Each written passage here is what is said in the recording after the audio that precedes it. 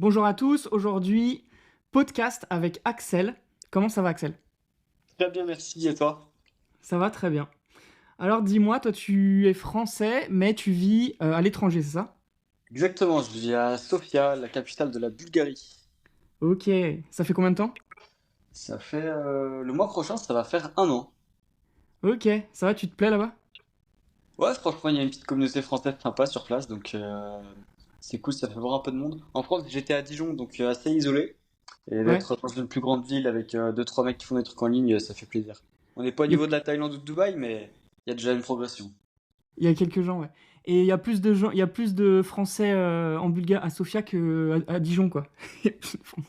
Bah, ouais, de français à leur compte, ouais. Bah, tu sais, après, T'as enfin, plus de souvent, dans potes sa à ville natale, l'étranger, on connaît bizarrement? les normies avec qui on était au collège, quoi, mais ça s'arrête là. Ouais, ouais, voilà, ok. Et donc là, je crois que je connais un mec à Sofia, Nino. Ça me parle pas. Je sais pas s'il est à Sofia. Et mais attends. T'as quel âge déjà? 21 ans. Ah ouais, t'es super jeune, ok, ok. Et bah vas-y, bah, raconte-nous un peu ton histoire. À quel âge t'as entrepris? À quel âge tu t'es dit, tiens, peut-être que je ferai un peu d'argent sur Internet, peut-être qu'il y a un sujet qui me plaît, comment tu t'es formé, etc. En gros, vraiment le début, le premier jour et la première semaine, qu'est-ce que t'as fait? Alors, ça remonte à assez loin. Quand j'étais dans mes premières années de collège, je regardais déjà des vidéos de Yomi. Euh, Oh my god, toujours le même qui revient. Dans chaque podcast, c'est lui. Ok. ah ouais? Et, du coup, bah, j'avais pris l'abonnement Shopify, mais j'ai jamais réussi à faire une boutique. Je comprenais rien, donc j'ai laissé tomber. Et j'ai été faire du porte-à-porte chez les gens qui avaient une pelouse mal tendue dans ma campagne pour leur proposer de tondre Ouais. la pelouse. C'était Bravo, ça c'est génial, ouais. C'est facile, ça fait du bien, même si c'est assez cool à faire au final. Et puis ouais, ça fait de l'argent, c'est bien, c'est cool. pas besoin de capital ni de compétences pour démarrer. Il faut juste marcher derrière la tondeuse, quoi. Donc, Ouais. c'était un bon point de départ. T'avais une Euh, tondeuse ou même tu prenais la leur? ouais, la leur directement. Putain, j'avoue. Tu demandais combien? 10 € de l'heure. Ok. Et ça te prenait 2 heures, quoi. Bon, ça dépend les jardins, ça, mais plus il y a Il y a d'heures, plus des, ça m'arrange. il y a des grands jardins à Dijon? En périphérie, mais ma famille est à peu près est à 1 heure et demie de Dijon, Ok. dans un petit village. Donc Et il y a des il y a grands de la jardins. surface. Ah ouais, ok, ok. Et attends, t'avais quel âge là à peu près? T'as dit collège, mais je sais pas trop. Collège, je dirais que c'est 13 ans. 13-15, ouais, collège dans ces eaux-là. 13, 14 ans, t'avais déjà commencé donc à faire des 10, 20, 30, 40 euros. Et t'avais un Shopify, ok. Exactement, j'ai jamais réussi à mettre un site en ligne, j'ai jamais réussi à connecter un domaine dessus, mais il y avait l'idée quelque part dans un coin de ma tête où je me dirais que quand je comprendrai mieux, je ferai des trucs. C'est cool déjà. Bah, en tout cas, il a pris l'affiliation, Yomi. Ouais. Bon, pas que sur moi, mais C'est grâce à toi qu'il est riche. Ok, et après, donc, qu'est-ce qui s'est passé? comme j'ai jamais réussi à comprendre comment on faisait pour monter une boutique de zéro, ben, j'avais déjà pas compris qu'il fallait importer un thème par exemple, donc je comprenais pas où est-ce que je devais cliquer pour le remplir. Ouais, Je me suis mis à faire des achats-reventes de boutique. ok. Donc ça, je l'ai fait plutôt quand j'avais 17 ans, avec de l'argent que j'avais mis de côté ouais, les années d'avant en faisant du jardin ou en travaillant au McDo. J'avais commencé à travailler au McDo à 16 ans. Ok. Hum, Et là, c'est achat-revente, tu faisais avec Facebook ou comment tu faisais les deals? ouais, je trouvais des sites SEO à vendre sur des groupes Facebook. Ouais. À force de voir beaucoup d'annonces passer, c'est un peu comme sur les annonces automobiles. Même si t'as pas l'œil pour repérer les bonnes affaires, si tu regardes toutes les annonces pour un modèle précis tous les jours pendant une semaine, à la fin de la semaine, tu t'es repéré quand même qui est un peu surpricé ou un peu sous-pricé. Bah, D'accord. ça faisait pareil pour les petits shops SEO. T'étais sur quel groupe tu te rappelles des noms? Oh, franchement, non, pas du tout. Il y Enfin, avait Ecom Millionnaire achat-revente, je crois. ouais, mais il y en avait une bonne dizaine des groupes assez actifs et t'es sur tous. Ok. Euh, Donc voilà, au début simplement, j'essayais de trouver à faire des bons achats-reventes. Et puis un jour, j'étais coincé avec un site que j'ai pas réussi à revendre aussi facilement que ce que j'espérais. En tout cas, pas au prix que j'en voulais. Donc j'ai dû commencer à m'intéresser au SEO pour de vrai. pour l'améliorer, quoi. Ouais, voilà, c'est ça. Comme j'arrivais pas à le revendre le prix que j'en voulais, bah fallait que je le fasse monter un peu, que je lui donne de meilleurs stats pour pouvoir le revendre ensuite plus facilement. Plutôt que T'avais de fait combien de deals avant celui-là? Euh, je sais pas beaucoup, peut-être trois quatre. Ok. Et sur chaque deal, tu prenais combien d'euros à peu près? Franchement, c'est très compliqué à dire. Mais ça a toujours été entre 500 et 2000, parce qu'il y a des sommes super cool quand t'as 17 ans. Ouais, ouais, ouais. Et donc ouais, les shops, tu voyais, t'avais déjà du budget, ouais, comme t'avais travaillé. Et parfois, tu risquais en fait 1000 euros, 2000 euros et tu le revendais à 1500, 3000. Ok. Ouais, voilà, c'est ça. Même assez régulièrement, j'arrivais à trouver l'acheteur avant de l'avoir moi-même acheté. Ah, bien joué. Trop bien ça. Mm. Donc c'était très pratique. Je Et demandais comment aux tu trouvais clients, les acheteurs, c'est clair? T'avais un euh, réseau en fait. non, même pas à l'époque. Euh, comment dire, il y a des gens qui sous-estimaient trop leur site et qui savaient pas les mettre en avant quand ils rédigeaient des annonces. Et du coup, après leur avoir demandé les accès, je mettais des screens plus récents et je faisais une annonce beaucoup plus accrocheuse. Et j'arrivais à les revendre plus cher qu'eux sur le même groupe qu'eux. D'accord. Ah, bien joué, ok, je vois. À groupe équivalent, eux, ils font une annonce où personne n'en veut et du coup, je peux lui racheter après cassé. Moi, je fais une annonce bien léchée et je peux le revendre plus cher que ce que ça vaut. Ouais, donc c'était du marketing, t'étais déjà un petit malin quand même. Ouais, Comment je t'as savais appris pas ça? mettre T'avais en même avant. pas de... Il y avait un cours en ligne ou comment t'as appris? Non, pas du tout. Bah, c'est un peu comme je te disais tout à l'heure par rapport aux annonces de voitures, ou même si tu connais rien en voiture, quand tu regardes souvent les annonces pour un même modèle, tu arrives à savoir à peu près ce qu'un modèle vaut quand tu vois ses caractéristiques. Dans le même genre, à force de voir beaucoup d'annonces pour des sites internet passer, j'arrivais à voir qu'est-ce qui faisait qu'une annonce donnait plus envie qu'une autre.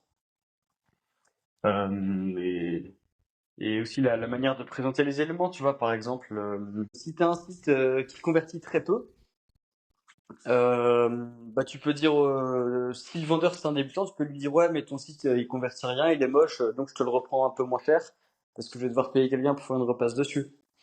Ouais, Sauf que de mon point de vue réellement, quand je vois un site qui est moche, ça a plus de valeur à mes yeux parce que je me dis que je le rachète, je change deux trois trucs pour la conversion, le site va faire plus d'argent en ne demandant pas plus d'efforts et donc je pourrais faire un flip plus intéressant. ok. Et là, les flips, donc ça, c'était ton business model. Tu fais toujours des flips? Ça m'arrive, ouais. C'est pas le gros de mes revenus, mais quand je vois des bonnes occasions, j'y vais. Ok. Et tu peux nous Pas dire par un peu, réseau à l'heure donc... actuelle. Comme je te disais avant, les flips, c'était surtout via les groupes Facebook. Mais là, les groupes sont vachement inactifs depuis quelques temps. Ouais. Euh, Il y a donc des maintenant, sites c'est pas internet? le réseau, c'est via mon Twitter. Il y a assez régulièrement des gens qui me contactent pour me vendre leur site. Et quand j'en trouve un que je saurais mettre correctement en avant, je fais un tweet et généralement, ça part dans les 4 à 24 heures. Waouh. T'as combien de followers? Juste 2000, mais audience très active. Je connecte bien avec eux. Euh, ouais, Ok. c'est Tu tweets un bon beaucoup? cercle. Pas plus que ça. Je suis très irrégulier surtout. Je peux mettre 5 tweets dans la même journée et ne pas revenir pendant 2 semaines. Ah, ok, ok. Et tu utilises pas d'autres réseaux sociaux? Pas pour du SEO en tout cas. Ok. Et donc, combien, genre, un site à 1000 euros, qu'est-ce qu'il a niveau SEO? Il doit ramener combien par an?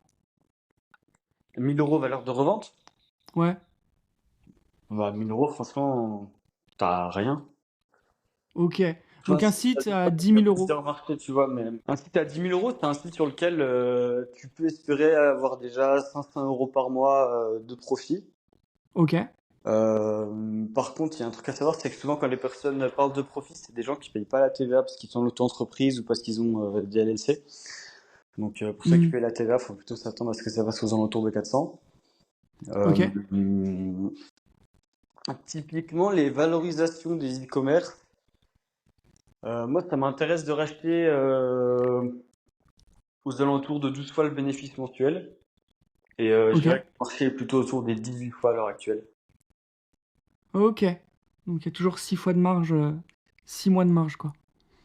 Et tu Ouais. peux en plus l'améliorer, toi. En général, ce que tu fais, c'est que maintenant, tu le retapes un peu au niveau SEO. Oui, bah ça dépend, ça dépend. Si je le revends avant de l'avoir acheté, je le transmets simplement Ouais. sans même récupérer les mots de passe moi directement. Je lui envoie directement les mots de passe du client.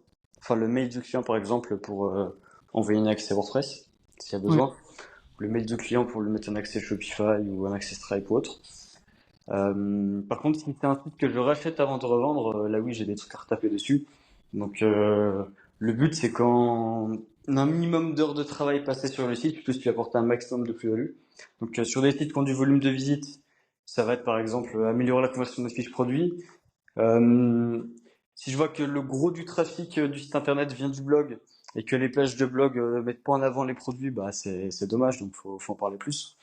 Ouais. Il y a toujours, comment dire, après, il y a une vidéo finale à avoir aussi en SEO. Euh, Type, ok, on a un visiteur qui arrive par ici, et on en fait quoi? Parce que souvent, les personnes qui ont du blog sur leurs e-commerce, ils vont attirer beaucoup de trafic de par leur blog, mais ces personnes-là, ils vont rien en faire. Ils vont juste leur proposer des solutions, enfin des conseils pour résoudre leurs problèmes. Tandis que très souvent, on peut leur proposer des produits pour résoudre leurs problèmes. Mm. Donc, renvoyer les personnes du blog vers la fiche produit. C'est bénéfique au SEO puisque tu as fait des liens internes en direction des fiches produits. C'est bénéfique pour, enfin, comment dire, tout le monde y trouve son compte, quoi. D'accord, ok. Donc là, tu as des petites techniques et tout pour retaper et revendre plus cher. Donc ça, c'était quand tu avais 18 ans, 19 ans, c'est ça? Ouais, Euh, même encore à l'heure actuelle, ça m'arrive. Ouais, mais si on revient dans la chronologie, après, tu as fait les trois quatre ventes. Il y en a un, t'arrivais pas à le vendre au prix que tu voulais. Du coup, tu t'es dit, tiens, je vais commencer à apprendre le SEO. C'est là où tu t'es formé. Exactement. Ok, tu t'es formé avec qui? YouTube ou... Oui, des vidéos YouTube, j'ai regardé plein de personnes différentes, j'ai vu plein de gens qui se contredisaient. Pareil, j'ai été regarder des articles, il y avait pas un truc qui allait dans le même sens. Donc, c'était assez complexe, mais en tout cas, ce que j'avais retenu, c'était que les deux trucs les plus importants à SEO, une fois que tu as une base technique correcte, c'est le contenu et les backlinks. Donc le contenu, tu vois, typiquement, si j'ai bah, le site en question là que j'ai dû retaper, c'était un site d'ustensiles de cuisine. Sur tes collections, il n'y avait pas de texte de collection. Bon Ok, bah, j'ai ajouté du texte. J'ai vu aussi que niveau backlink, il n'y avait pas grand-chose, donc j'ai cherché des groupes Facebook d'échange de backlink. Et ok. là, il y a des personnes qui m'en ont fait en échange de d'autres backlinks depuis mon site. Donc j'ai vu qu'en fait, il y avait plein de leviers gratuits d'apporter de la plus-value à un site. Et que c'est largement plus facile de faire prendre 10 balles de valeur à un site que d'aller tondre la pousse pendant 1 heure. D'accord, ok. Mais par contre, moi, je connais pas très bien le SEO parce que c'est jamais un truc qui m'a ou que j'ai creusé. Euh, Quand tu dis un backlink, quand tu fais un échange de backlink, est-ce que tu le mets sur une page cachée et l'algo il le lit mais personne ne le lit, ou est-ce que tu le mets vraiment un vrai lien, un vrai blog pour un gars qui a une industrie complètement différente, juste que tu fais le deal avec lui sur Facebook? Non, c'était pas censé être un truc caché. Ok, donc là tu es sur le site d'un groupe Facebook qui dit échange de backlink, le mec il vend un truc différent de toi et tu vas faire un article de blog pour lui? Ouais, admettons le mec il a un blog de... De Ah non, maquillage. Et toi, tes ustensiles de cuisine. Dans ton blog, tu vas dire, regardez, il a du bon maquillage, machin. non, ça, faut que ça reste bien thématisé. Mais tu vois, par exemple, ça peut se faire sur une page partenaire, où là tu mets un lien sur le logo. D'accord.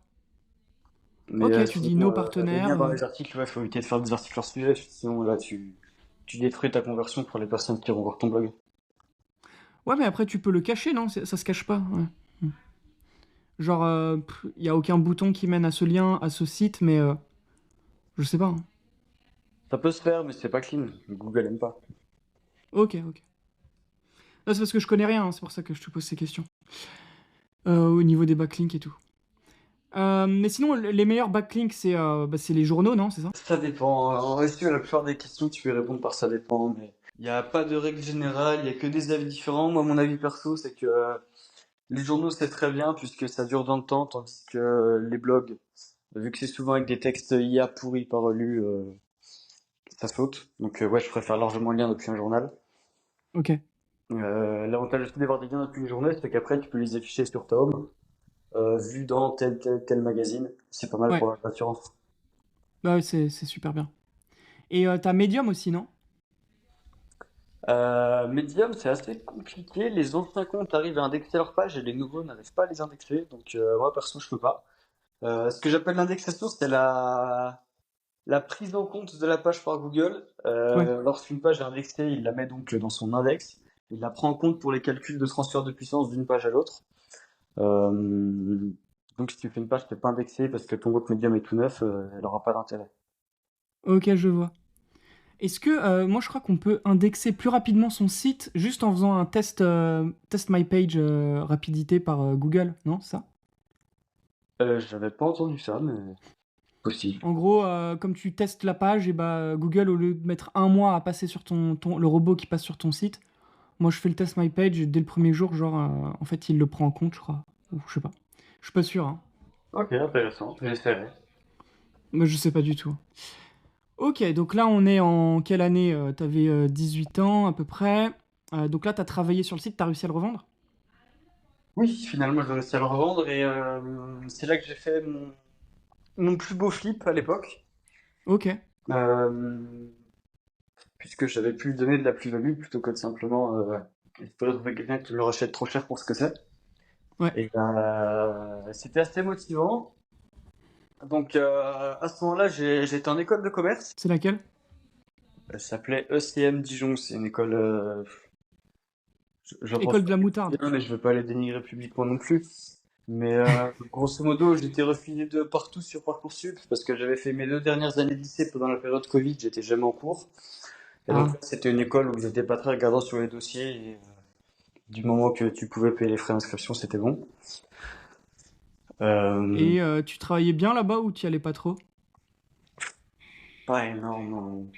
Pas énorme, mais pour de meilleures raisons, parce que pendant la période Covid, c'est surtout que j'avais rien envie de faire. Là, c'est plutôt que je voulais me former au SEO de mon côté, Ok. que je voyais que je perdais trop de temps en cours.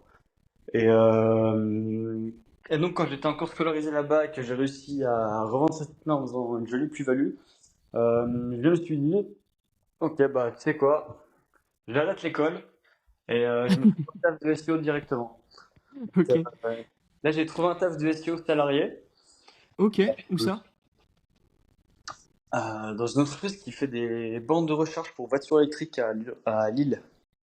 Ok. Et là, ils avaient besoin de. En fait, c'est un client que t'as trouvé ou c'est un poste? Un poste salarié. Ils avaient besoin de quelqu'un qui gère le SEO, ça? Exactement, exactement. Donc, je m'étais fait un petit bot automat pour envoyer les candidatures automatiques sur LinkedIn. J'ai mis mes critères, je voulais que ce soit une entreprise écologique, dans telle ville, etc. Euh, et donc, apparemment, ça a dû envoyer une candidature là-bas aussi. J'ai pu regarder, j'ai pu regarder l'annonce à posteriori. Et j'ai vu que sur l'annonce, c'était mentionné qu'il veut une personne qui a au moins 5 ans d'études et 5 ans d'expérience. Donc, je me suis dit qu'il faut vraiment pas se limiter à ce qui est écrit sur l'annonce, quoi. Faut y aller, faut tenter sa chance, et des fois, ça peut donner des trucs cool. Et t'as déménagé du coup? Et du coup, j'ai déménagé de Dijon à Lille dès que j'ai commencé à travailler là-bas, ouais. Ok. Et le flip, t'es passé de combien à combien? J'ai plus les chiffres en tête là, mais ça devait être plus que 2000, c'est sûr. Non, je saurais pas te dire, je vais te dire une bêtise. Un truc qui me paraîtrait pas incroyable à l'heure actuelle, mais qui sur le moment m'a fait prendre en confiance pour me dire j'arrête l'école. Ok. Mais tu l'avais acheté vraiment pas cher alors? Ouais, relativement peu cher. Tu négocies bien en fait, ouais. C'est des gens qui ont envie de s'en débarrasser sûrement, hein. Oui, mais en fait, souvent, je n'achète pas lors du premier contact avec le vendeur. J'achète 2 mois après le premier contact dans le cas où personne lui a pris. Comme Ok. ça met un rapport de force dans lequel lui, bah, il en a marre, quoi, juste s'en débarrasser. Exactement. Si tu veux lui racheter le jour J, tu le payes le prix fort. Si tu veux racheter une semaine après, déjà, le mec, il a un peu plus envie que ça parte. Un mois après, il commence à trouver ça long, et 2 mois après, il te laisse une bouchée de pain. D'accord, ok, ouais. Ok, ok. Donc là, tu vas à Lille, t'as travaillé combien de temps avec eux? J'ai travaillé une année là-bas et ensuite j'ai trouvé un autre poste puisque lors de mon année là-bas, il y a le directeur marketing de la boîte qui a démissionné. Et donc on m'a mis au poste de directeur marketing. Sauf que bah, directeur marketing à 19 ans, tu vois, j'avais pas les épaules pour ce truc. Donc je me suis dit, c'est quoi, je vais plutôt trouver une agence avec des gens meilleurs que moi qui pourront me former, me tirer vers le haut parce que là je suis pas à ma place. D'accord. Donc j'ai pu trouver un poste dans une agence, sur un poste de SEO, consulting de clients. en télétravail, ce qui m'a permis de revenir à Dijon en bossant pour une boîte parisienne. Ok. J'y suis resté 1 an aussi. C'était assez intéressant, j'ai appris quelques trucs. Et, euh, et donc j'ai bossé là-bas jusqu'à fin décembre 2023. Mhm. Et Donc c'est là, c'est récent là. Mm. ouais, c'est très récent. J'ai déménagé à Sofia quelques mois avant ma démission. Ok, donc genre Q4 2023. C'est ça, c'est ça. Et donc je sais que dans l'aspect entrepreneurial, qui écoute des podcasts et qui fait du dropshipping, le salariat c'est très mal vu. Mais mon avis perso, c'est que c'est quand même un super tremplin pour passer des études à bosser à son compte. Je vois aussi parfois qu'ils font des débats, est-ce qu'il vaut mieux être à son compte ou salarié dans les sphères plus débutantes et franchement, je pense qu'il faut faire les deux. Je prends mon cas perso. Pour en 2023, j'ai fait plus de chiffre d'affaires sur des prestations freelance que de salaire dans la boîte dans laquelle j'étais salarié. Mhm. Mais je suis quand même très content d'avoir été salarié en même temps parce que ça m'a donné une telle tranquillité d'esprit que Mais comment tu faisais pour travailler autant? Parce que du coup, ton activité, bah attends, t'as sauté tout un pan là de ta vie. Euh, donc tu faisais quoi comme activité quand t'as fait beaucoup de chiffre d'affaires l'année dernière? deux choses, des achats-reventes d'e-com, Ok, des consulting SEO. ok. Donc là, tu trouvais comment tes clients? Alors, en consulting SEO, notamment, mon principal client, c'était mon premier employeur de la boîte qui faisait des bandes de recharge. Quand je les ai quittés, j'avais plus envie de travailler avec eux, mais ils sont devenus clients de l'agence parisienne dans laquelle j'étais salarié, donc Ah j'étais obligé ouais, de rebosser avec eux une année de plus. ils te suivent partout. Ok, Et puis finalement, quand j'ai quitté l'agence-là, je m'entendais mieux avec eux, tout se passait bien. Donc j'ai accepté de les prendre en freelance de mon côté. ok. Donc, comment? Je me pose pas trop la question de comment je les trouve, ça vient tout seul. C'est toujours un pote qui dit, ah, j'ai quelqu'un qui veut lancer un site, prends-le en visio. Quelqu'un qui m'envoie un message sur Twitter. Il y a des C'est le demandes destin, toi. de plein de micro-sources d'acquisition différentes. Je ne faire pas du tout Ok. développer, mais Ouais, c'est peut-être parce que c'est vrai c'est que ça ta donne un voix petit peu alors. de confort, quoi. Ça fait se sentir en sécurité. Non, c'est peut-être parce que c'est ta voix, ouais. Mm. C'est ton chemin en fait, et du coup tout vient tout seul très rapidement, très facilement. Ça arrive ça. Il y a des gens qui sont pas sur leur chemin et ils galèrent, ils se prennent des murs, des murs, des murs, des bans. À un moment, quand je me suis remis au drop, je me reprenais que des bans Pinterest, des bans TikTok, des bans Shopify, des trucs. Je n'avais même pas fait 1 euro, je me prenais que des bans. Je me suis dit, bon, c'est pas mon chemin. C'est trop compliqué là. Et quand c'est ton chemin, il y a tout qui roule, ça va, ça marche quoi. Donc pour toi, c'est comme ça, tu prospectes pas, mais il y a des gens qui t'envoient des clients, tu fais des calls, boum, ça close, etc. Et t'as des clients, ok. Et Exactement, et consulting, en c'est pas du gros, tout un truc que je cherche à développer, puisque ouais, ma vision du consulting, c'est que c'est de la rat race dorée, c'est toujours temps vs argent. Et là, je suis plus dans l'optique où j'aimerais pouvoir me construire une source de revenus qui soit indépendante de mon temps passé. d'accord. Donc voilà, bosser beaucoup en amont pour qu'après ça roule sans avoir besoin d'y faire grand-chose. Bah, c'est le principe du SEO en fait. Exactement, exactement. Parce que gagner de D'ailleurs, l'argent pour les clients, c'est bien, mais gagner pour soi, bah, je me dis que ça peut être mieux. tu nous as pas dit d'ailleurs pourquoi t'aimes autant le SEO. Enfin, au début, t'as pas trop fait exprès, maintenant t'aimes ce métier? Ouais, je pense que c'est mon profil qui est averse au risque qui me fait aimer le SEO. Tu vois, par exemple, je te disais que je pense que c'était une très bonne chose dans mon parcours que j'ai été salarié 2 ans au moment où je me lançais. Parce que j'avais pas assez confiance en mes capacités de réussite rapide. Et Mhm. je pense que les SEO, ça vient aussi me conforter dans cette idée, tu vois. Je me rappelle quand j'étais au collège et que je regardais des vidéos de Jumi, bah évidemment, j'avais pas un rond.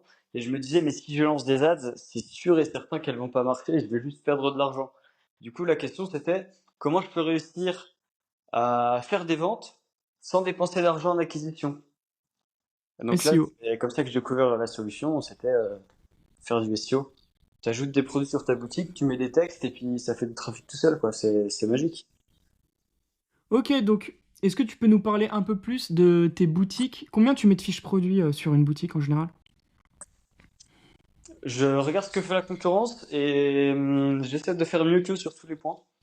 Ok. Euh, si je vois que par exemple, dans le top 3 ils sont les trois autour de 100-150 produits, je vais plutôt aller chercher les 150-200. Ok, je vois. Ok. Donc ça fait quand même beaucoup de fiches produits, hein. Oui, mais c'est pas forcément problématique, dans le sens où ça se rapporte super vite avec des certes. Ouais. Ensuite, il y a des méthodes pour les éditer de manière automatique assez rapidement.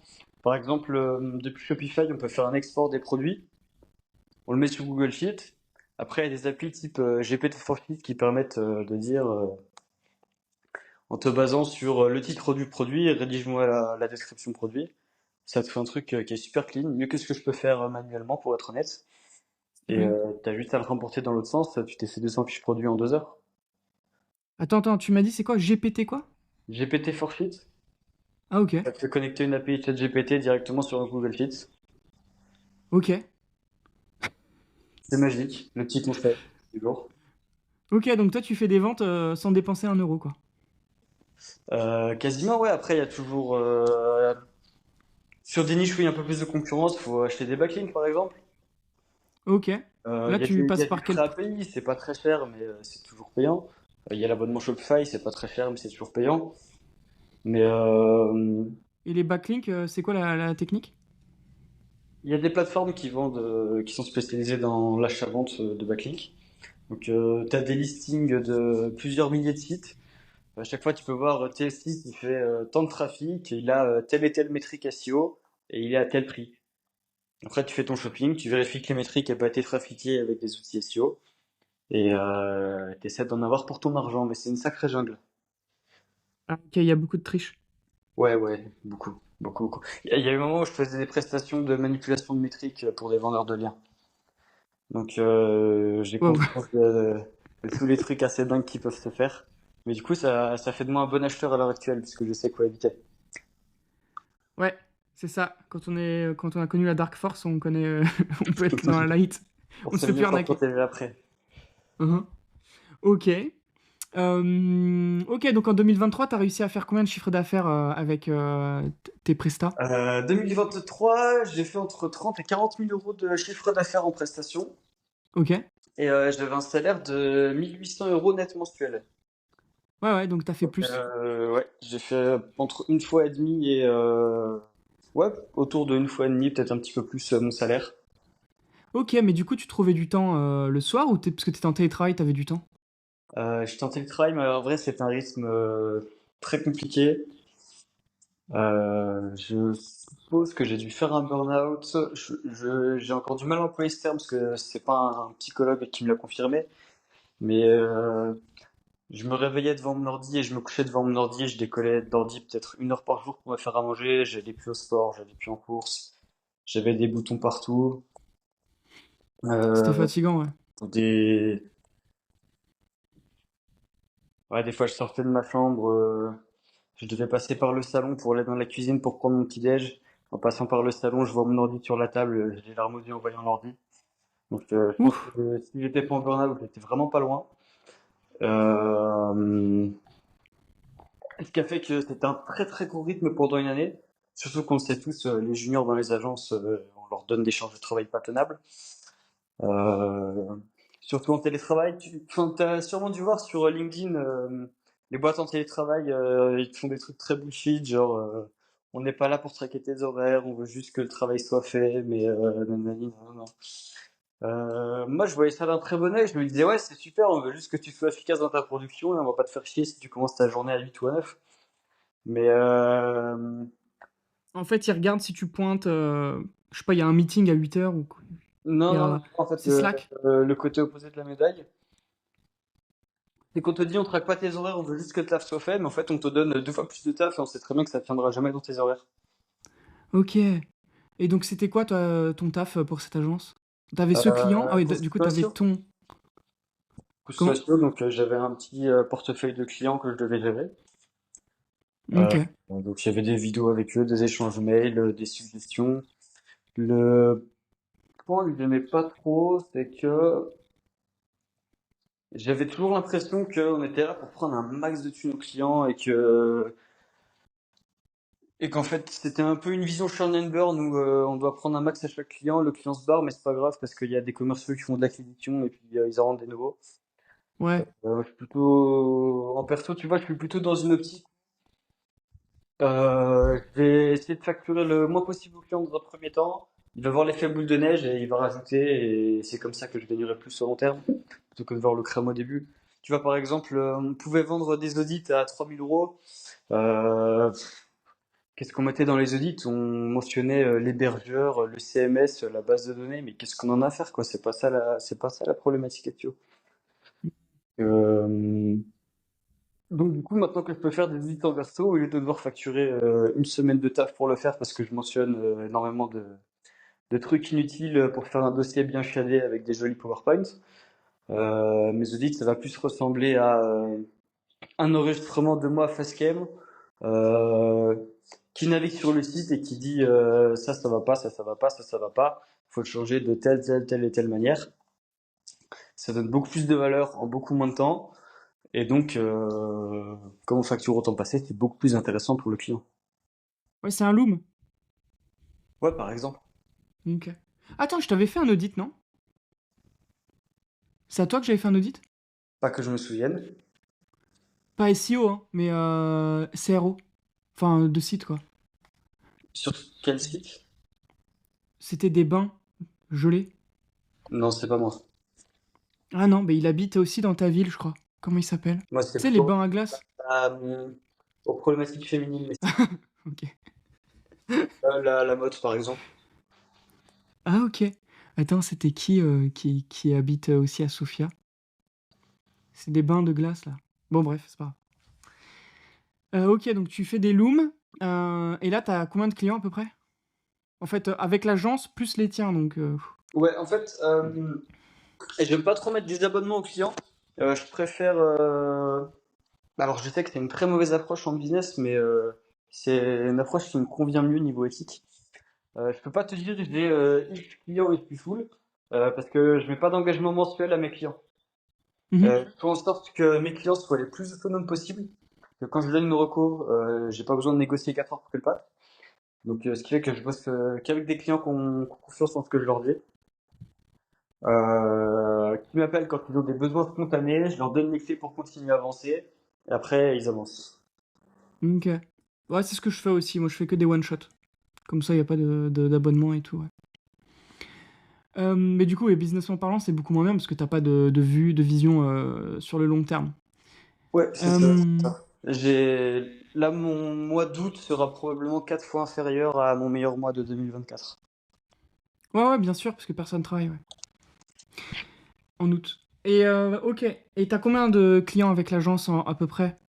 Parce que Bah, eux, du, ils du te coup, donnaient un je port. ne pourrais pas te dire, puisque comme il n'y en a aucun de régulier, je peux. Là, en Non, août, mais peut-être. l'agence pour qui tu travaillais à un moment. Ah, en tant que salarié. Hmm. Euh... Je sais plus exactement, mais aux environs d'une quinzaine. Ah oui, donc eux, ils te faisaient vraiment beaucoup travailler, ouais. Ah ouais, ouais, mais oui. Oui. Ok, une quinzaine. Et pour eux, c'était quoi souvent le travail? C'est écrire des blogs. Est-ce que tu utilises aussi les réseaux sociaux? Je sais que maintenant dans le SEO, il y a beaucoup de faire des vidéos YouTube, faire des vidéos TikTok, ça ramène du SEO aussi. Ça peut être bénéfique, mais le problème c'est que quand tu as par exemple une journée de vendu par client par mois, bah en une journée par mois t'as pas le temps de faire énormément de trucs, donc tu vas certainement pas faire une chaîne YouTube. Ok. Donc tu leur fais quoi? T'as à Ouais. peine le temps de lui faire un rapport, peut-être de modifier trois phrases sur une page et c'est fini quoi. Et ah oui, ça, ils facturaient combien l'agence là-bas? 700-800 € jour. Ok. Donc c'est une agence de Ça me fait consulting en fait. pratique où les clients qui prennent un seul jour par mois, en fait, tu passes la moitié du temps vendu à faire le reporting et l'autre moitié, t'es même pas sûr que tu puisses la bosser parce que tu as des clients plus importants qu'il faut bosser en priorité pour pas les perdre. Ouais. Donc je suis assez content de pouvoir avoir ma propre approche à l'heure actuelle. Ouais, c'était une usine, ils essaient de scaler, mais sans regarder trop l'opérationnel, comme c'est pas intéressant, c'est nul. Ok. Donc là, t'as arrêté de travailler pour eux une fois que t'as bougé à Sofia? Exactement, exactement. En fait, moi, j'avais même prévu de rester salarié de cette boîte en déménageant à Sofia, toujours dans ma problématique d'aversion au risque dont je te parlais.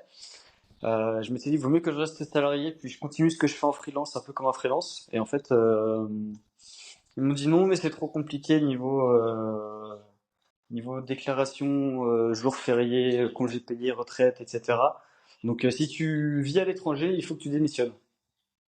Ok. Donc, le patron m'a promis que je pourrais démissionner et qu'il me gardera en freelance. Il ne l'a pas fait. Euh, Enfin, un peu une problématique classique d'entreprise, quoi. Le patron qui fait des promesses pour que tu démissionnes de toi-même parce qu'il a pas envie il a pas envie de raquer si c'est lui qui te vire, mais il a aucune intention de faire quoi que ce soit de bien pour toi derrière.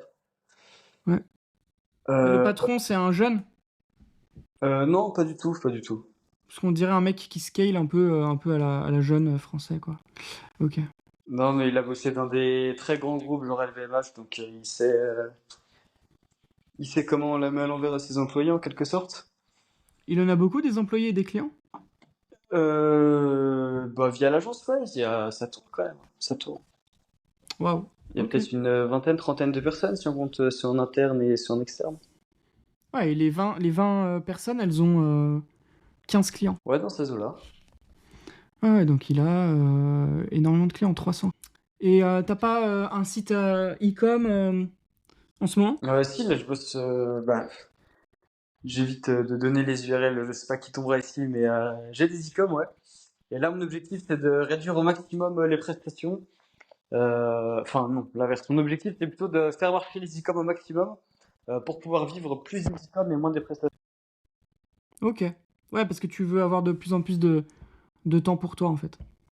Ouais, c'est ça, c'est ça. Donner de l'inertie à mes projets, puis une fois que c'est lancé, j'aurai plus besoin de bosser sur ceux des autres. Donc, Mhm. je garderai toujours, bah, par exemple, mon premier employeur SEO. Je m'entends super bien avec lui, donc je bosserai toujours pour lui. Les gens avec qui je m'entends bien, je bosserai toujours avec eux. Et puis, ceux qui m'intéressaient que pour l'argent, je leur proposerai quelqu'un d'autre qui fera le taf plus ou moins pareil.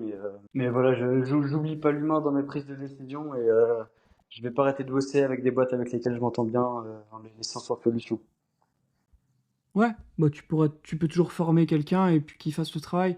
Toi, t'en peux plus, là. Dès que tu vois un ordi, tu deviens fou, donc... Enfin, ça va mieux maintenant? Ouais, ouais, complètement, complètement. Sophia, ça te fait du bien? Ouais, là, je dois bosser à peu près 10 heures par semaine depuis juin, donc Ça va. là, on est mi-août à date de podcast. Ouais. Donc c'est soft, c'est soft. Je C'est l'espère. plutôt soft. Ok, et tu fais du chiffre d'affaires quand même? Ouais, ouais, ouais, très bien. Il y a, la plupart des mois, c'est à 5 chiffres, parfois c'est à 4. Là, ça fait 3 mois d'affilée que c'est à 4, comme c'est les vacances d'été. Ouais. Mais voilà, je suis dans ces eaux-là, aux alentours de 10 000, un peu moins, un peu plus. Ça suffit pour Sophia. Ouais, bah, je compte pas du tout mes dépenses. Je mange quasi exclusivement au restaurant. J'emmène des meufs en vacances à Paris le lendemain de les avoir rencontrées en boîte. Donc vraiment, je dépense n'importe comment. Et j'arrive pas à dépenser plus de 4 000 € par mois. Ouais. Donc ça va. T'es large. Ouais, ouais, ouais, c'est cool. Du moment que j'ai pas besoin de compter ce que je dépense parce que mes revenus sont toujours au-dessus, je trouve ça très cool. Je réalise aussi qu'en Mhm. fait, c'est beaucoup plus simple de gagner 1 000 € de plus que de dépenser 1 000 € de moins. Donc vaut mieux ne pas se mettre la pression sur ce qu'on dépense pour pouvoir focus plutôt sur ce qu'on gagne. Mhm. Ok, ouais, donc tout pour toi, c'est super facile de faire de l'argent maintenant, ouais. Bon, à ma petite échelle, ouais. Après, si je parle à des mecs qui font 100 000 € par mois, je suis le dernier des branques. Ouais, ouais. Et du coup, si quelqu'un nous écoute et qui fait du SEO, toi, tu leur conseilles vraiment de faire du SEO, c'est une bonne voie. Ouais, complètement, complètement. Bah, c'est le truc le plus safe. Donc, si c'est quelqu'un qui est averse au risque comme moi, c'est la meilleure chose à faire, hein. Ok. Donc toi, les paris sportifs et tout, tu fais pas, hein. SEO sur des sites de paris sportifs, ouais, mais parier moi-même, non. Tout est à base d'SEO avec toi. Ouais, ouais, ouais. Ah, ça paye super bien la fille paris sportif. Ouais, bah oui, oui. Et pourquoi t'as choisi Sophia? Pourquoi je choisis Sofia? Au début, je voulais m'installer à Cluj, en Roumanie. Ok. Donc, j'ai cherché des avocats et comptables à Cluj pour la création de la société et je suis tombé que sur des gars qui voulaient me la mettre à l'envers. Du genre, on me disait, la création de la société, c'est 800 euros, ok, machin, je signe le devis. Et puis après, on me dit, alors pour la domiciliation, c'est obligatoirement à mon bureau, ça peut pas être à ton adresse ni en boîte postale. Et c'est 5 000 euros annuels, 10 000 euros annuels. Donc, Ouais. ça représentait 3 à 6 mois de mon revenu salarié, donc j'allais certainement pas les mettre juste pour avoir la boîte postale. Donc j'ai sondé autour de moi si quelqu'un avait un meilleur contact que ceux sur lesquels j'étais tombé, puisque j'en avais essayé plusieurs quand même, j'ai jamais trouvé. À chaque fois, les contacts me disaient Roumanie, j'ai pas, mais Bulgarie, j'ai quelqu'un. Donc, à force que tout le monde me recommande le même gars en Bulgarie, je suis venu ici une semaine en vacances pour le rencontrer. Je me suis très bien entendu avec lui. Il m'a dit qu'il gérait tous mes papiers quand j'ai pris ma décision. Je suis retourné une semaine en France dire au revoir à tout le monde. Et je suis venu en Bulgarie en voiture avec mes affaires. Ok. Il m'a fait un Donc petit t'as tour toujours ta d'Europe. voiture C'est française sympathique. là. Ouais, encore immatriculé en France d'ailleurs. Ça m'a fait un Hmm. petit tour en. J'ai plus la map exactement en tête. Ça m'a fait un tour en Suisse, en Italie, en Slovénie, Croatie, Serbie, Bulgarie. Donc Ah, ça m'a fait voir un peu de pays en même temps, et puis c'était assez introspectif de conduire comme ça toute la tout journée, seul. voir la nature, quitter l'endroit où j'étais avant pour aller dans l'endroit où je prends mon envol en quelque sorte. Mhm. Et j'ai beaucoup aimé ce trajet. Magnifique, t'étais tout seul. Ouais. Incroyable. Et quand t'as dit au revoir, tout le monde pleurait, non, dans ta famille? Non, non, non. Ça Ils allait? montrent pas trop leurs émotions. Je T'as pense quand que même dit ma je pars à famille, mes l'est, parents quoi. étaient C'est assez plutôt loin. contents pour moi. Hmm. Aussi à savoir, moi j'ai acheté ma résidence principale à Dijon en 2020 quand j'étais salarié. Ah ok. Non, qu'est-ce que je dis en 2023, l'année dernière quand j'étais salarié. Donc pour mes parents, grosso modo, il fallait juste que j'achète ma résidence principale quelque part avant de partir. Parce que après, quand t'as tout compte, c'est beaucoup plus compliqué pour les emprunts. Donc comme j'avais fait ça, ça va, ils étaient rassurés. J'étais sur le bon chemin, j'étais devenu propriétaire jeune. Et derrière, si j'ai envie de m'amuser, c'est bon. Mais fallait faire ces étapes-là dans le bon ordre. Ok, ok, je comprends. Ouais, ça, c'est pas mal c'est pas mal. Ok. Ouais, et c'était de très bons conseils, puisque maintenant, comme je vois pas mal d'entrepreneurs à Sofia, c'est un sujet que j'aborde parfois avec eux. Et bah, je suis le seul qui a acheté. Et je suis aussi le seul qui a pas de regret par rapport à ça. Mhm. Ok. Ils Bah, t'as bien sont. géré, en fait. C'est le côté salariat aussi qui t'a aidé, hein. Ouais, ouais, mon aversion au risque. Donc ça me fait évoluer moins vite que certaines personnes qu'on peut voir parfois qui sortent des 50, 104 bénéf à 20 ans. Hmm. Mais ça me sécurise quand même beaucoup plus que la masse. Ouais. Voilà, c'est ça. Puis là, t'as des vraies Cette compétences qui se aversion au revendent, hein. risque, ça m'empêchera d'aller chercher des sommes faramineuses. Mais par contre, ça me sécurise des sommes correctes. Bah là, j'ai un client qui fait tout le temps du SEO. Et il se met enfin la vidéo, donc il me prend des vidéos, des créas. Je pense il passe de l'aversion au risque à enfin investir dans Meta Ads. Et on verra ce que ça va donner, mais je pense qu'il va exploser ses records, hein. Ouais, bah d'ailleurs, on en parlait récemment aussi pour un projet. C'est vrai que là, maintenant, mon aversion au risque, je commence à me la calmer puisque j'arrive à avoir assez de côté pour me dire que même si tout se casse la gueule, j'aurai le temps de rebâtir quelque chose sans passer par un poste salarié. Donc ça fait assez plaisir. Il te Et faudrait genre 2 ans de salaire, quoi, d'avance. 1 an, 2 ans, ça va. ouais, Tu vois, de ça doit être côté. hyper stressant chaque mois de voir cette somme baisser. Mais En gros, si si tu tu sais que tu passes dépenses bien de ton 4 000, côté et que tu vas te faire de l'argent pour rebondir avant d'avoir tout épuisé, c'est bon. en gros, si tu dépenses 4 000 par mois quand tu manges au resto, en gros, si ton lifestyle c'est 4 000, il te faudrait 24 fois 4 000 de côté, et là, il va rien se passer, tu vois. Tout va bien. Non, j'ai pas 100 000 de côté, mais Non, ma mais même, Sophia, même c'est si t'as possible un de an, vivre modestement avec 1 000 euros par mois. non, mais même si t'as que 1 an, ça suffit parce qu'en fait, t'auras des revenus, etc. Ok, donc quand t'es arrivé à Sofia, donc là, Q4 2023, ça fait quoi? Tu fais quoi depuis 7 mois maintenant, là? Là, ça fait 11 mois que je suis à Sofia. 11 mois? Ok. Ouais, je Ah suis oui, parce arrivé qu'on est en... déjà en août. Ok, ouais, c'est vrai. Ouais, ouais, ouais. Et je suis arrivé en septembre. Donc, dans un mois, ça fera un an. C'était ça à Sofia. Je bosse sur des e-com, e-commerce SEO. Avant, j'étais dans l'optique où SEO, c'est du trafic gratuit. Derrière, je m'en fous si ça convertit ou pas. De toute façon, c'est gratuit, ça fait quelques ventes. Et là, depuis quelques mois, j'ai une vision différente. Je pivote plutôt sur des vraies marques. Donc, ce que j'appelle vraie marque, c'est avoir un beau storytelling, des produits plus qualitatifs, délai de livraison au top, etc. En Et France? pas en France, non. C'est quel pays? Des pays hispanophones, Ok, ok. Espagne, Et Amérique latine. tu Et traduis avec un GPT ou un... je fais les contenus majoritairement IA et une petite partie Google Trad. Et ensuite, j'ai un Argentin qui les relie. Ok. Et quand tu utilises l'IA, tu utilises quoi comme type de prompt? C'est GPT ou c'est une app spéciale? Moi, j'utilise plutôt Claude. Ah, je Je connais trouve pas que lui. pour la rédaction, Claude est plus au point. En tout cas, sur la partie hispanophone, beaucoup mieux. Ok. Claude, ça s'écrit comment déjà? Claude, comme le prénom. Ok, j'ai jamais utilisé ce gars-là. Faudrait que je vois. C'est mieux, Je, ouais. je te le Ok. recommande grandement, ouais. Ça vaut un test. Après, selon tes cas d'usage, peut-être que des fois, ça sera mieux, moins bien. Mais comme ça, tu peux voir dans quelles conditions tu préfères l'utiliser. Moi, je vois pas qu'est-ce qu'il y a de mieux que GPT en fait. Je pense qu'ils sont un peu tous les mêmes. Pour de la rédac, je préfère Claude. Après, GPT, il peut avoir des idées plus pertinentes, j'ai l'impression, souvent. Ok. Et est-ce que les gens qui font du SEO, ils utilisent Claude aussi ou c'est que toi? C'est encore pas très connu, je considère que c'est sous-coté et que c'est mieux que ça reste sous-coté, comme ça fait prendre une longueur d'avance à ceux qui l'ont. Ok, ok. Tu vois, c'est un peu comme si personne n'avait entendu parler de l'Ads Librairie Facebook, ça te donnerait une belle longueur d'avance de la connaître. Ouais. Bah là, je suis assez content que les gens parlent pas trop de Claude.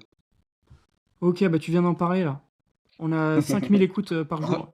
On va te donner un peu de valeur à ton podcast, c'est bien. Ok. Donc là, donc tu as des e-com, tu as de moins en moins de clients et tu fais des bons chiffres.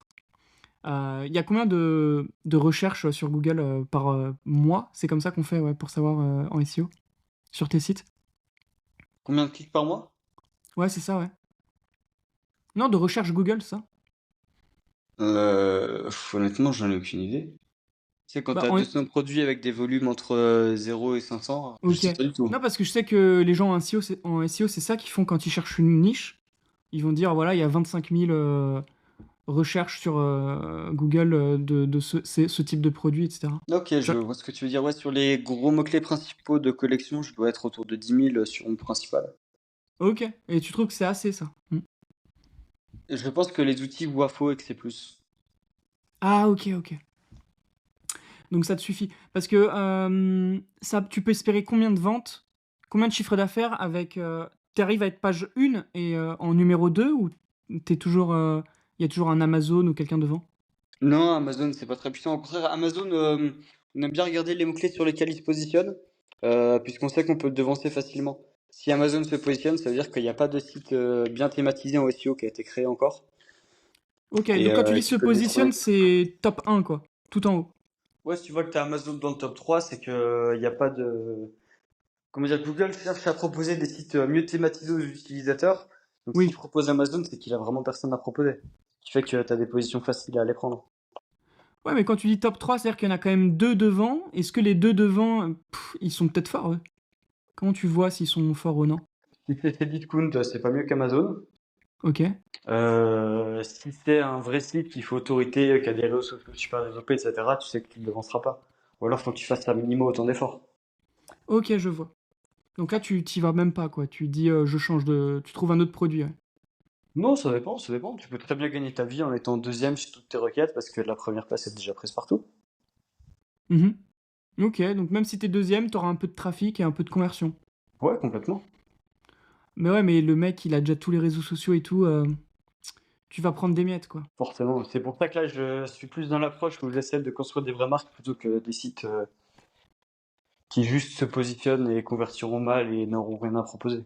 Donc là, dans tes pays d'Amérique du Sud, t'as des sites qui sont en numéro un. Pas encore. Tu les vois monter un peu l'échelle? Ouais, complètement. Il y a des outils de suivi de mots-clés. Et il y a la Google Search Console où on peut voir le nombre de clics journaliers. Ok. Donc là, t'es page 1, mais pas encore tout en haut, quoi.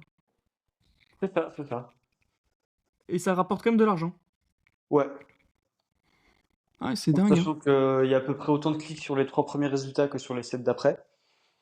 D'accord, Donc, si tu as fait déjà de l'argent en étant juste entre quatrième et dixième, ça peut faire beaucoup d'argent en étant en top 3. d'accord. Et il y a 10 liens sur la page 1, c'est ça? C'est ça, ouais. 10 plus 1 avec le Google Ads, non? Google Ads, des fois il y a un lien, des fois il y en a quatre, ça dépend de la concurrence. Ah oui. Est-ce que tu fais Google Shopping, Google Ads aussi? Pas du tout, pas du tout. Ça J'avais t'intéresse pas essayé ça? de configurer un Google Merchant Center. J'ai pas compris comment ça marchait, j'ai abandonné. Non, parce qu'il banne très vite aussi et tout.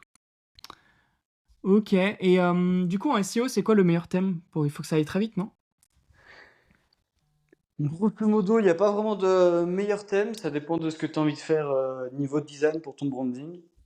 Du moment que le thème est pas lent et que t'as pas d'erreurs techniques, genre des redirections qui sont pas souhaitées, des balises canoniques qui sont pas souhaitées, euh, ça dépend. Après, dans le genre complexité technique, tu vois, par exemple, si tu as le même produit,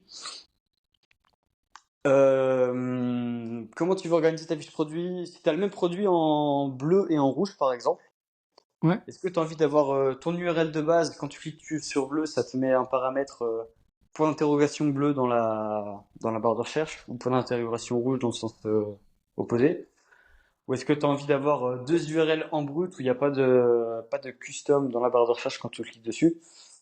Tu vois, ça fait des petites complications techniques. Dis pas quand tu fais de l'e-com avec des ads, parce que de toute façon, tant que ça convertit, c'est bien. Mais quand tu fais du SEO, faut te demander ces deux produits-là, est-ce que je les veux les deux sur la même URL, mais du coup, ça fera une URL custom qui s'indexera pas? Est-ce que je les veux sur deux URL différentes? Si je les mets sur deux URL différentes, comment ça fonctionnera après pour les raccorder sur Desert correctement? Si je change le prix sur un, est-ce que ça changera aussi le prix sur l'autre ou c'est enregistré comme deux pages différentes dans le back-office? Ouais, il y a une infinité de petits problèmes qui se rajoutent comme ça derrière. Et c'est assez chiant de trouver un thème qui correspond déjà à tous tes critères dès le début d'entrée de jeu. Je préconise plutôt de prendre le thème qui plaît à l'utilisateur d'un point de vue branding et après de faire passer un dev dessus pour apporter des modifications. Ok, donc t'as un dev que tu fais travailler souvent. Ok. C'est pas Ouais, toi qui très fais. régulièrement. Ok, et une agence, non, SEO aussi? Euh, j'ai du mal à appeler ça agence parce qu'il n'y a pas de salarié. Hmm. C'est plutôt du freelancing, ouais. Mais non, mais il y a un nom, il y a un branding, non? C'est quoi déjà le nom du site? Ninja Linking? Tu veux pas en parler? Ah non, c'est vrai que tu veux pas plus de clients, parce que moi je voulais que tu en parles là pour. Tu veux pas plus de clients, donc ok. Ouais, non, pas forcément. Enfin, si c'est des gens intéressants, oui, mais si c'est les premiers venus, pas forcément. D'accord, d'accord. Ok. Quoi d'autre? Du coup, qu'est-ce que tu pourrais nous donner comme petit conseil en SEO? Ah ouais, le blog. Combien de mots par article? Tu regardes ce que fait la concurrence et tu fais mieux. Ok. Les photos, photos AliExpress, Deezers, ou c'est mieux d'en faire des soi-même si tu peux? Si tu peux faire mieux, faut faire mieux. Ok. Mais après, si je prends un photographe, je fais des top photos, il faut vraiment les compresser à fond. C'est quoi la taille idéale? Tu regardes ton page speed. Ouais. Tant que tu as un page speed qui est à minima dans la moyenne de tes concurrents qui se positionnent bien, c'est bon. Ok. Donc c'est Si les vraiment en concurrents fonction ils de la sont tous à concurrence. entre 0 et 22 page speed et que toi tu as un page speed à 40, c'est génial. Par contre, s'ils sont tous entre 80 et 100 et que tu es à 40, c'est terrible. D'accord, je vois. Parce qu'en fait, c'est dur d'être entre 80 et 100. Moi, j'ai remarqué, mes sites internet, à chaque fois, ils sont pas très rapides, hein, parce qu'il y a des gifs et tout. Mm. Bah, je pensais pareil avant de bosser avec un dev. Et maintenant, la plupart de mes pages sont à 100. À Ça 100. va pas te dire ce qu'il a changé, mais ouais, Et tu mets des gifs? ça arrive sur certaines, ouais. Ok. T'as une technique copywriting ou c'est Claude qui fait? Copywriting des fiches produits? Ouais. Bah, franchement, c'est tout fait avec GPT for Fit. Ah non, GPT Force 8. Ok, c'est lui qui fait. Ouais. Incroyable. Ok, et en 2 heures, t'arrives à faire 200 fiches produits d'un coup. Et même 10 heures s'il arrive à le faire. En 2 heures. En combien de temps tu fais un site SEO? Souvent, le design, je le fais pas moi-même, je suis pas bon là-dessus. Le truc sur lequel je vais passer beaucoup de temps en amont, c'est faire tout ce qui est persona. Je sais que c'est un truc vachement négligé parce que les gens se disent que c'est du bullshit d'école de commerce, mais quand t'as un vrai persona derrière, ça va orienter tout le reste, ça va orienter ta strate de contenu, ça va orienter la manière dont tu t'adresses à tes visiteurs, ça va te donner des idées de produits qui plairont à cette audience-là précisément. Enfin, pour moi, c'est vraiment primordial, donc je peux passer une semaine à faire que du persona. Waouh, c'est un truc de fou, ouais. Une semaine, Euh, moi je le vois très vite. Enfin, je me Ensuite, le pose pas une design, semaine. je le fais pas moi-même. Ouais, Ce dont je m'occupe, ça va être de trouver des fournisseurs bien notés sur AliExpress, d'importer des produits avec un ou deux fournisseurs au maximum. Comme ça leur fait du volume de commandes important et ils me font passer en priorité dans leurs commandes. Tandis que ah si tes ok, commandes sont dissipées entre 10 fournisseurs différents, bah, tu peux pas communiquer correctement avec les 10. Une fois que ça c'est fait, en 2 heures, je peux faire toutes les fiches produits. Qu'il y en ait 200 ou 5000, ça prendra 2 heures avec les API. incroyable. Une fois que ça a été fait, et après le travail c'est surtout hors du site pour ce qui va être niveau backlink. Ok. T'as déjà eu un site à 5000 fiches produits? En cas client, ouais, mais pas en perso. Ouais. En cas client. C'est quoi comme client? Genre, c'est Leroy Merlin, quoi. C'est un industriel dans les sirops. Le sirop. Ah ouais, ok. Putain, il en a du sirop, hein. Tous les Ouais. goûts. Ouais, c'est tous les goûts, toutes les tailles, tous les. Je sais pas. Incroyable, 5000 fiches produits, je sais pas comment il fait, ouais. Quand tu dis 5000 fiches produits, c'est parce que tu comptes les variantes, les tailles et tout. Non, non, même pas. Ah ouais, d'accord. Donc il 5000 a. URL différentes. Ouais, donc 5000 URL, donc ça se trouve, il a même 30 000 produits, quoi. Ouais, C'est un truc. ce qui Ok, va faire ok. de beaux entrepôts. Ouais, quelle galère. Et du coup, tu utilises des applications SEO sur le Shopify? J'ai pas d'application SEO sur Shopify. Je Ok. sais qu'en existe qui peuvent être utiles pour renommer les images, par exemple. Mais c'est des trucs que je fais déjà manuellement ou avec des connexions API externes, donc j'ai pas eu ce besoin. Ouais, les images, il faut leur mettre un nom précis, en fait, de ce que c'est, quoi, c'est ça? Oui, si tu veux apparaître dans Google Images, faut que ton image soit renommée correctement. Sinon, Google sait pas vraiment ce que c'est ton image. Ok, Mais je vois. Et tu mets des tirets du bas? pas forcément. Tiret normal entre chaque mot? Ouais, ouais. Ok. J'essaie d'harmoniser, soit tout de l'un, soit tout d'autre, mais ça veut pas. Enfin, c'est pas Hmm. ça qui fera la différence, quoi. Ouais.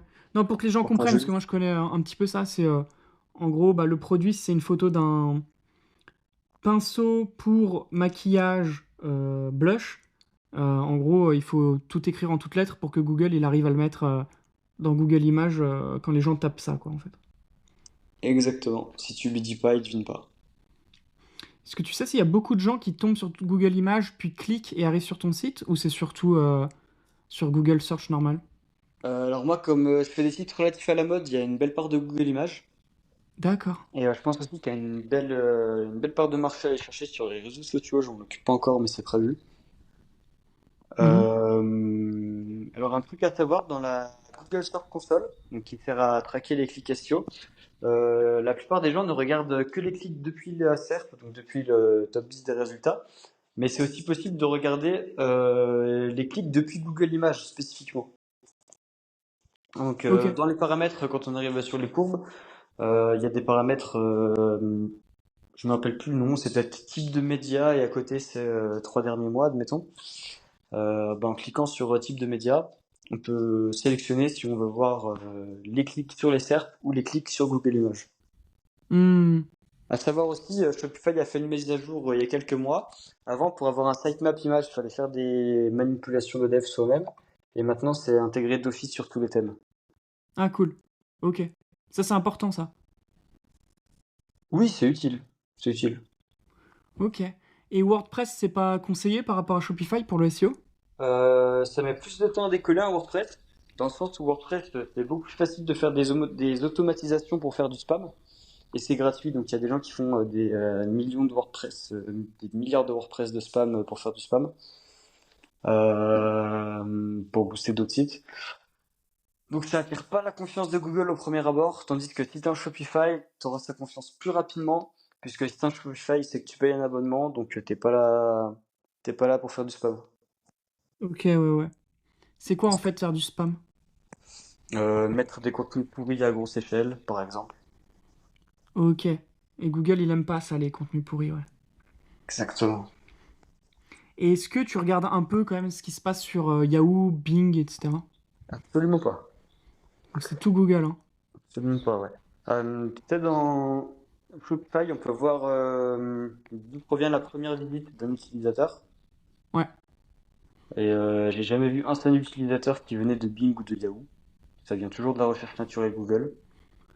Moi, Donc, j'utilise bah, j'ai pas vu DuckDuckGo. pourquoi je m'y intéresserais, quoi. Ouais. Moi, j'utilise DuckDuckGo. Ok, bah, je vois que j'ai des visites en provenance de DuckDuckGo, mais ça convertit pas, donc je vais pas aller le bosser plus que ça. Ouais, le DuckDuckGo, je pense pas qu'il achète beaucoup. Ok, donc c'est Google. Ouais, bon, il faut que tu fasses Pareto, de toute façon. Il faut que tu te focus là où il y a vraiment le travail, Ouais, là où il ouais, y il a y a vraiment 90% le du trafic trafic. qui vient de Google et c'est le trafic qui convertit le mieux par rapport aux autres sources d'acquisition de moteurs de recherche. Mhm. Donc faut Je se sais focus dessus. il y a une grosse tendance où il y a de plus en plus de gens en fait qui regardent maintenant sur TikTok. Par exemple, bah, même pour un restaurant. Moi, je vais regarder sur TikTok. Je vais mettre le nom du restaurant, je vais voir s'il y a eu des vidéos, voir comment, à quoi Ouais, ressemble la j'avais nourriture, jamais le fait lieu. ça, j'ai découvert ça début juin.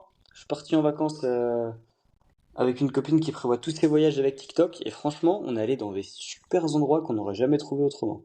Ouais, ouais. Et bah, tu peux faire ça aussi pour les e-commerce. Donc, c'est-à-dire que tu peux écrire. En fait, il y a des gens qui font beaucoup d'organique et tu mets des mots-clés hein, sur TikTok. Et ça fait du SEO pour ton site, hein. Ça fait du trafic à fond. YouTube, pareil. Moi, j'avais un client qui faisait beaucoup de SEO qui était aussi dans les pays de l'Est. Et il me disait moi, je cherche à faire beaucoup, beaucoup de vidéos. Est-ce que tu peux me faire des vidéos pour ces produits, pour être dans les shorts YouTube, etc. Et pour augmenter son trafic, en fait. Ah, ça fait une belle source d'acquisition naturelle. Ouais. Et pas cher aussi, en plus. Enfin, limite gratuite, quoi. Tu plantes des graines et après ça fait des fruits petit à petit quoi. Ouais, même disons que le SEO, tu t'appuies sur le moteur de recherche et derrière ça roule. Mhm. Et en plus, à mon avis, les sites SEO, enfin Google, plus il y a de trafic, plus ils t'aiment quoi. Donc il faut lui Exactement, il aime donner. beaucoup avoir du trafic d'autres sources d'acquisition que de Google en lui-même aussi. Ah ok. Puisque si tu as un site qui tient 100% de son trafic depuis Google et que t'as jamais quelqu'un qui est tombé chez toi de par LinkedIn, Pinterest, Instagram, TikTok ou autre, il va se poser la question de si t'es vraiment légitime parce qu'il y a que lui qui pense que t'es légitime et aucune des autres plateformes ne te met en avant. D'accord. Bah d'ailleurs Pinterest ça peut être très bien ça aussi. Ouais, et ça prend assez facilement le Pinterest organique. J'avais racheté un e-commerce qui avait un Pinterest qui faisait genre 10 à 50 000 vues mensuelles. Et je sais pas pourquoi, d'un coup, d'un mois à l'autre, il est passé à un demi-million de vues mensuelles. Ok. En plus c'est J'ai facile rien moi fait quand j'avais. dessus, j'y ai jamais touché, mais il y a une collection été qui a pop et c'était parti. Ouais dingue. Je sais que c'est facile en fait sur Shopify t'as une app Pinterest et t'as juste à cliquer sur les photos de tes fiches produits, tu cliques, ça les rajoute dans un tableau directement sur le Pint sans rien faire quoi. Et malheureusement, c'est pas disponible en Bulgarie. Ah bon? Ouais. Ok. On a pas mal de processeurs de paiement ou d'applis qui sont disponibles. Je dirais que c'est le gros point négatif niveau entrepreneurial ici. On n'a pas Shopify Paiement par exemple en Bulgarie. Ouais, c'est pas top, je crois, de toute façon, hein. Donc tu mets Stripe. Ouais, Stripe, une bonne. C'est Ah ouais. compliqué là, j'ai plus que PayPal. Ouh. Ok, ouais, fais attention, on dépense pas trop avec les filles à aller à Paris et tout. Garde un matelas quand même de sécurité. Heureusement que j'ai pas de coût d'acquisition. Moi, j'aime trop les coûts d'acquisition. C'est le mieux, la pub. J'ai jamais fait de SEO, hein. Juste quand j'avais mon site, bon, j'apprenais un peu juste pour faire, mais. Il y a Dropshipping Reborn, t'avais vu sa formation?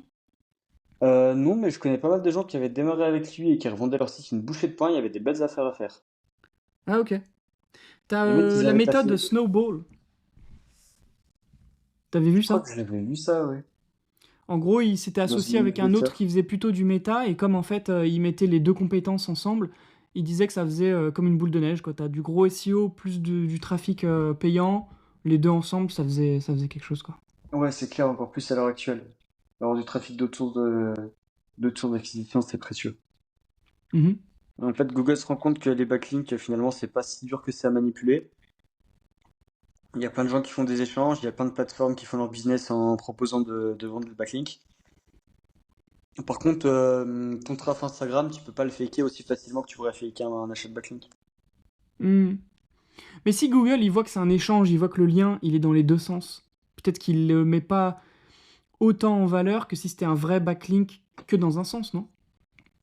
Mais le problème de ça, c'est que tu as beaucoup de grosses boîtes légitimes qui se font des liens entre eux.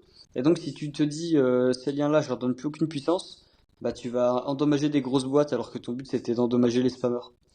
Ok, Tu vois, par exemple, Le Parisien et Le Monde, ils seront forcément des liens l'un et l'autre. ouais. Hmm. Bah, si tu les handicapes, ça va plus aider ceux qui font du spam que ceux qui font les choses proprement. Hmm. Et quand tu fais du SEO, je me dis aussi, t'es pas obligé de mettre des prix aussi chers que quand on fait de la pub parce qu'il n'y a pas besoin de couvrir les frais marketing. Donc tu mets des prix plutôt raisonnables, c'est ça?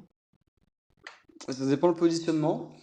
Comme je te disais, moi je bosse beaucoup sur les personas et je vais plutôt chercher les audiences qui ont de l'argent et qui préféraient même payer plus cher pour se dire qu'elles auront un truc de meilleure qualité. Ok, je comprends. Moi, j'aime bien payer un peu plus cher aussi. Enfin, c'est un peu logique. Et J'ai déjà vu des shops comme ça sur lesquels une même robe que je vendais 60 euros ou 150 euros, elle se vend mieux à 150 qu'à 60. ouais, ouais, ouais. Je comprends très bien la logique. C'était cette robe-là, c'était le best-seller de la boutique. Donc sur mes collections où tout était trié par fréquence de vente, ça elle était toujours la première. Et par contre, du moment où je l'ai passé de 60 à 150, on est passé d'environ 2 ventes par semaine à 4 ventes par semaine. Mm. Ok. Ouais, parce que tu te dis, ah, c'est de la qualité, quoi, directement, par rapport au prix. Ouais, C'est abusé, il n'y a pas eu de photo de changer, quoi que ce soit, juste le prix. prix x 2,5 et c'est parti. Donc toi, ouais, c'est beaucoup fashion dans tes sites. Ouais, j'aime bien, j'aime bien. Fashion, ouais, mais le problème, c'est que t'as beaucoup de taille. Ouais, mais comme je stocke pas forcément, c'est pas un problème dans un premier temps. Ok. Donc là, t'as combien de sites en ce moment? Un principal et des annexes que je bosse pas, donc je les compte même pas. Y a même pas de PayPal dessus. Hmm. Donc là, t'as juste un principal avec PayPal et c'est tout. Voilà, c'est ça. Il te faudrait quand même, ouais, le Stripe, hein. Ah là là, comment tu pourrais trouver ça? J'avais un Stripe un moment. J'ai eu du mal à l'ouvrir parce que comme je suis avec un passeport français, mais que je vis en Bulgarie, bon, je vis proprement en Bulgarie, tu vois, dans le sens où je paye mon loyer, mon eau, mon électricité, j'ai ma carte de résidence, etc.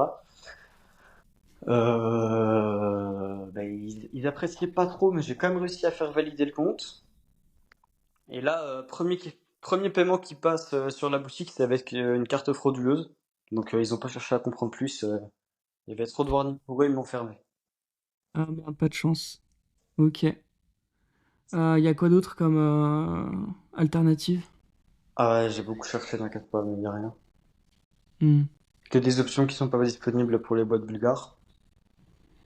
Ou alors des options qui veulent que j'affiche mes prix en monnaie locale bulgare parce que la société est bulgare, mais bon.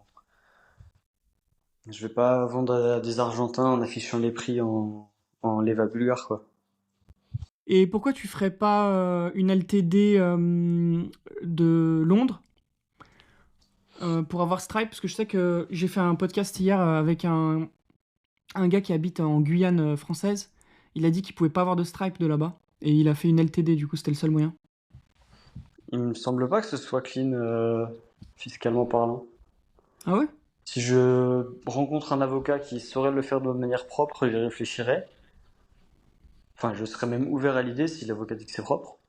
Mais j'avais demandé à mon comptable qui me disait que c'était pas une bonne idée. Ah ok. Il me Parce que si disait t'as par pas exemple, d'autre après, tu choix. peux pas. Si tu veux te verser tes dividendes ou faire un virement sur ton compte perso, comment tu justifies que tu as reçu, admettons, 20 000 balles d'une société qui est pas censée être à toi? Bah c'est la tienne, société. Ouais, mais si tu vis en Bulgarie, bah ta société, ça doit être une société bulgare, pas une société d'Angleterre. Ah bah je sais pas, je sais pas. Ok.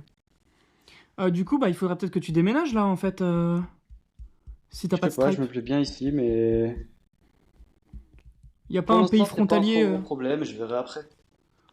Ok, donc les gens achètent sur PayPal sans souci. J'ai pas essayé ce que ça faisait en proposant par carte, donc je peux pas te dire quel est le gap que je rate. Ah oui, ok. Donc c'est des Argentins. Ils ont quoi comme type de paiement là-bas? J'en ai aucune idée, je dis argentin au hasard. Ah, c'est pas argentin, d'accord, ouais. Ça va être. Ça, c'est un pays européen. Ah, c'est l'Allemagne, c'est sûr, c'est l'Allemagne. Non, c'est hispanophone. Ah, ok, ok. Bon, ok, donc on a fait le tour. T'as des petites techniques SEO sympas? Qu'est-ce que tu conseilles aux gens? Ou est-ce que tu veux dire une petite phrase pour conclure et motiver les gens? Un petit conseil pour la fin. Euh, Renseignez-vous sur les balises Summary détail. Cherchez dans Google Summary détail Alza Création. Vous allez tomber sur un blog de Alza Création qui vous explique comment ça marche. C'est assez magique. Ça vous permet de rajouter du contenu sur votre page, par exemple votre page d'accueil ou n'importe quelle autre. Du contenu à faire défiler en cliquant sur une phrase. Euh, Ça a été donc c'est juste de l'HTML basique, c'est pas du contenu Black Hat, mais c'est du contenu qui va être caché tant qu'il n'est pas cliqué. Et aux yeux de Google, cette balise détail summary, ça vous permet de donner plus de détails à propos de votre page. Les utilisateurs ne le voient pas forcément, mais vous avez moyen de bourriner 2000 mots supplémentaires sans affecter votre X, donc c'est très cool, c'est bon à prendre. Je l'ai mis en place systématiquement sur chaque e-commerce sur lequel j'ai fait un clip. Et à chaque fois, ça faisait prendre des positions pour un effort vraiment moindre. Mais attends, mais si c'est pas lisible, il est où en fait le texte? Euh, la balise détail summary, en fait, il y a une première partie de texte qui est dans une balise détail. Et quand tu cliques sur cette première partie de texte, ça déplie la deuxième partie qui est en balise summary. Et donc, tu peux D'accord. laisser seulement une phrase apparente. Et quand elle est cliquée, ça va dérouler les 200 lignes supplémentaires. Ok. Ouais, le client, putain, quand il clique, après il se dit wow, la Bible. Ok, alors on va conclure. Est-ce que t'as une petite phrase de motivation? Ouais, alors je dirais que moi, mon aversion au risque, c'était le même problème que la plupart des débutants, c'était que je croyais pas encore en ce que j'allais être capable de faire. Et donc, plutôt que d'écouter les gens qui vous disent de tout plaquer pour suivre vos rêves du jour au lendemain, si vous sentez que vous n'êtes pas prêt à le faire, ne passez pas le reste de votre vie à subir une vie que vous voulez pas. Ne prenez pas non plus un risque que vous savez que vous n'allez pas être en mesure d'assumer, mais commencez à faire les deux en même temps. Et quand votre projet passion commence à vous rapporter plus que votre taf, quittez votre taf pour votre projet passion. Je trouve que c'est le plus cohérent, le moins risqué, et ce qui donne le plus gros taux de chance de réussite. Ouais, c'est ça en fait. C'est pas ou noir ou blanc. Les gens parfois ils se disent je peux pas me lancer et tout rater enfin tout lâcher. En fait non, tu peux te lancer un jour par semaine, le week-end. Commence, lance-toi déjà 1 heure, regarde une vidéo YouTube, écoute un podcast. Il y a un truc qui t'attire, genre fais déjà 1 heure de taf, 2 heures de taf, parfois une journée, parfois juste le week-end, un peu le soir. Si tu vois que ça te fait chier, bah le fais pas. Enfin, et puis ouais, garder son travail et petit à petit monter un business, avoir un client puis deux. Ouais, c'est Vous ça, hein. connaissez par exemple un développeur salarié qui a démissionné pour être développeur freelance avant d'avoir son premier client. Il a ouvert sa SARL, etc. Bah, le mec, il est retourné salarié dans une autre boîte après, avec un salaire moins bon que ce qu'il avait avant. Tandis que s'il avait déjà pris des clients en auto-entreprise avant d'avoir démissionné, il Mm. aurait ensuite pu continuer en auto-entreprise jusqu'au plafond et après faire la SARL, mais il faut faire les choses dans l'ordre. Bah oui, oui, c'est ça, ouais. Toi là, Parce que t'as quelle ambition? le mec, il avait aucune idée qu'il serait mauvais en acquisition et il avait pas prévu qu'il trouverait pas de clients, mais c'est ce qui s'est passé. Moi, quelle ambition j'ai à l'heure actuelle? Ouais, pour cette année là. Faire croître tout ce sur quoi je travaille en faisant passer ma vie perso en priorité. Ok, donc là, ce que tu veux, c'est vraiment ouais, vie perso. Tu fais du sport, c'est quoi ta vie perso? C'est social? Ouais, social essentiellement, voir les potes et voir des filles. Ok. Et ouais, donc kiffer ta vie sans trop travailler, garder le même salaire, voire l'augmenter. Mais le plus important, c'est ton temps en fait, ouais, c'est ça. Ouais, mon salaire c'est 400 par mois, mais avec la boîte bulgare, je peux dépenser directement toutes mes dépenses perso depuis le compte de l'entreprise. Ok. Donc Ouais, mais c'est c'est même pas ça, en augmenter fait, le c'est salaire. augmenter ton chiffre et augmenter ton chiffre tout en profitant encore plus, quoi.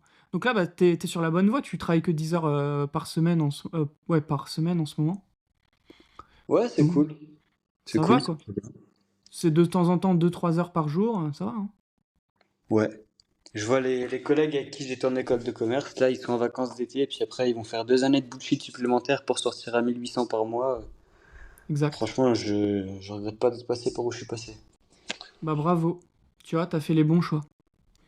Ok, super. Bah bravo, merci beaucoup pour ton témoignage. Et puis je vais poster ça bientôt sur le podcast Ecom Preneurs. Mettez bien 5 étoiles pour tous ceux qui ont écouté jusqu'ici. Mettez 5 étoiles s'il vous plaît. Ça aide à pousser le podcast. Je vais ramener plein de monde, plus de 50 entrepreneurs. Donc restez bien abonnés. Et puis on se dit à la prochaine. Merci beaucoup Axel. Merci à toi, bonne soirée. Salut, à plus.